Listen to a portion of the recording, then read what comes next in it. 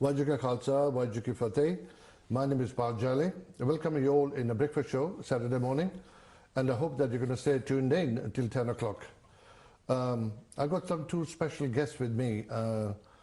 Before we talk to them, I got to mention, last week I mentioned Kita Siga Saturday ke Sikh Channel, the 6th anniversary and Akhand Path Rakhiya apne Birmingham studio de vich 9 tarik jad aramb hoega te 11 tarik nu de bhog paenge te sari sangat nu request karte hain please kisse ne bhi yogdan pana hoye te tusi sade Birmingham studio nu ring karo te apni seva likhao aur 0121 3801050 te agar kisi ne sirf seva karni hoye tusi ode bare bhi tusi ring karo te je kisi ne apne tusi time book karna hoye ki 1-2 घंटे jado program खानपा Shri खानपा चलता होगा ਉਹਦੇ ਵਿੱਚ ਤੁਹਾਡਾ ਨਾਮ ਆਏਗਾ 1 ਜਾਂ 2 ਘੰਟੇ 3 ਘੰਟੇ ਤੁਸੀਂ ਬੁੱਕ ਕਰ ਰਹੇ ਹੋ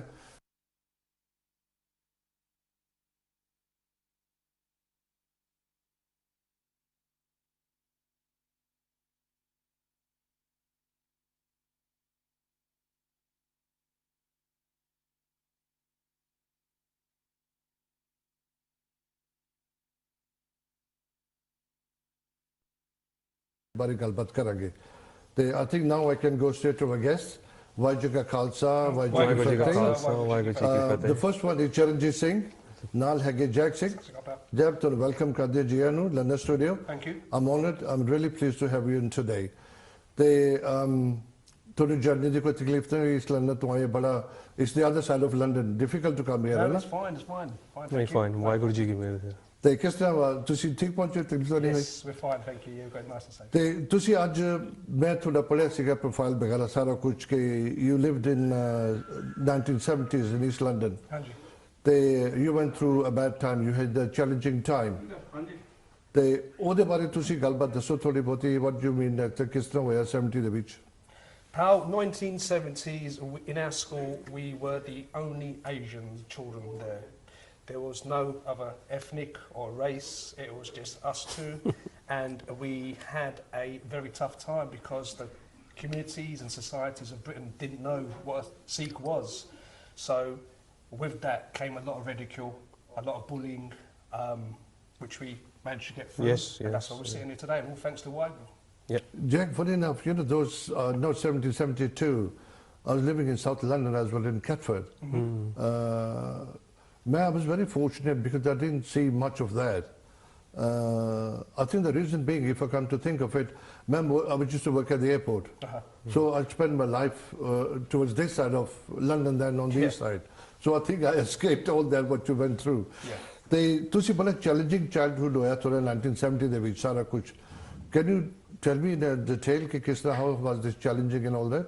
What I'll do? Well, especially, sorry, you were at the age of 8 and 9, huh? Yes, I was 8 and Bob was 9 years old. That's a pretty young age, you know, to see was the time to see you went through unnecessary this trauma. Yeah. How did you go through that? It was very difficult. We used to go to school. We were Sikhs, and we were the only Indians, Sikhs, in the whole school. We were surrounded by white people, white children, and it was... There were no colours at all that time? There was one black person. Really? But he was okay, but other than that, it was completely... That's a young age, 8 or 9, to see the star pande sige ke we used to have gutta to start off with. We had hair plaits. Really? Yeah, we started that, and that was the English people used to look at us and they couldn't understand why we had gutta. We tried to explain to them. We had problems for them to explain about our colour first. First we started with the colour. Yeah. Why are you a different colour? How come you're what you're doing in our country? Yes. When we couldn't understand the fact that at 8, 9 years old, you ask yourself a question. You say, well, for you, this colour was natural. And I was born here. I was born in this country. Why am I being questioned? But obviously, at that time, it was 1970s, a different time. It was like, you don't belong here in our country. But you know, I keep thinking, 8 and 9 is very young age to understand this seriousness about the. Well, we had to grow up very quickly. The thing is, we have to question ourselves sometimes, don't we, Bob? Yes, definitely. Do we belong here? Do we not belong here? Did you ever used to think that? Oh yes. Wait a minute. We And don't belong here. especially even having born here. Yeah. Oh my God. It was very difficult. We thought that we don't belong here. We were told that we don't belong So here. eventually you started believing that. Well, you know, but we had a different faith. We had faith. We believed. The Waiguru. We had, never yeah. given it Waiguru. That was our biggest That's strength. been coming from the parents, of course. Our dad said to Yes. us, many times when we came home and we do want to go to school, you will find one day. It'll take some time, but Sikhs will be part of this, we will call this lovely country, England, home one day. And at that time, when you're 8 years old and 9 years old, going, pal, when you're going to school and you know that, wait a minute, I'm going to get beat up today, I'm going to be chased home, I'm going to be beat up in the playground and kicked about like a football, you do think, wait a minute, but Dad, you don't understand. But eventually... But, you know, in spite of all this happening to you, how would you concentrate on your studies? we couldn't. That's the thing. God. That affected our studies. It big time affected our studies. Yeah. I couldn't read and write to a later age. I really could. We were lucky that we still tried. You know, when we used to go into a classroom, someone had nicked your seat where you sit, and you had to go and sit next to the bench and stuff like that. We were basically isolated. We didn't have any friends. No one wanted to be our friend. I remember a situation, what Bob's saying here perfectly. I remember when I walked in a class one day, a girl was taking my seat and I moaned to the teacher and she made me sit in the locker room for half an hour. Yeah. Wow. I got punished for putting my hand up and saying she don't belong here. Yeah. That's Really? my seat. So I had my punishment. And when I got home, I thought, I got punished for what her for sitting what in having my done? chair. Couldn't And make that was sense just a of small, it. that's Yeah. a small example. So I believe in the going through this, when did you, you got some extract from the book, have you? In the later years, you wrote a book as well, didn't you? So what happened was, pal, a few years ago, my son woke up in the morning and said, I'm going to school, Dad. And a smile on his face, and I thought... I didn't do this. And he said, Dad, I'm going... Josh said to me, Dad, I'm going to school, I'm ready, Dad. And as he walked off school with a big smile on his face, it clicked to me. Things have changed now. We hated going I mean, my to school. my children, same thing. They loved their school and they used to run to school and. We used to try our best not to go to school. Mama, I'm not well today, I'm doing this, that. But Mum and Dad said, no, you have to learn. But seeing Josh and Alicia going to school made me think, wait a minute, the country's accepted us. Not only accepted us, we are residents of this lovely country we now call England, and it's our home. Jack, you know, you, later years, I was asking you that you wrote a book, I got some extract from the book as well. You going to Yes, read I that? have, yeah. I'll read the first extract I've brought me today. The book's entitled Unforgotten, East London 1970s. Yeah, you say Unforgotten East London 1970s. You're going to read that from the extract, yeah? That's right, yeah. Okay. In the 1970s in East London, me and my brother were the only ethnic children in the whole entire school. There were no black, Chinese or any other different race children. There was only us two Sikh Indian boys. The rest of the children were English and white. We both wore hair plaits at this young age as we were young, growing Sikh Punjabis. Unfortunately for us, in the 1970s East London, this was an invite for racist bullies to ridicule and abuse us, as they had never seen Sikh children before. The bullies didn't understand or even recognise our religion. Therefore, they would laugh at us and ask intimidating questions. Some of the children were supportive and nice, and we made a few friends.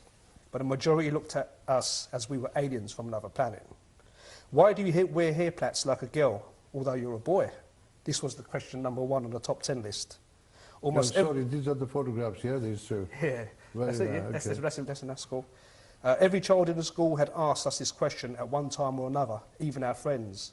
We only wished that one day we would not have to answer this question and simply be allowed to follow our religion in peace, just like our parents and forefathers. This was not going to happen overnight, and we knew at this young age, I was 8 and Bob was 9, that we had many challenges ahead. We tried our best to explain to the children, but they just laughed at our words. Mum and Dad would explain the ways and virtues of the religion Sikhism: truthful, helpful, bravery, modesty. The list was endless. Listening to our parents' words gave us hope and would pray endlessly to the great gurus. We had faith in them and knew at such a young age that one day we would be accepted as Sikhs in England and be left alone.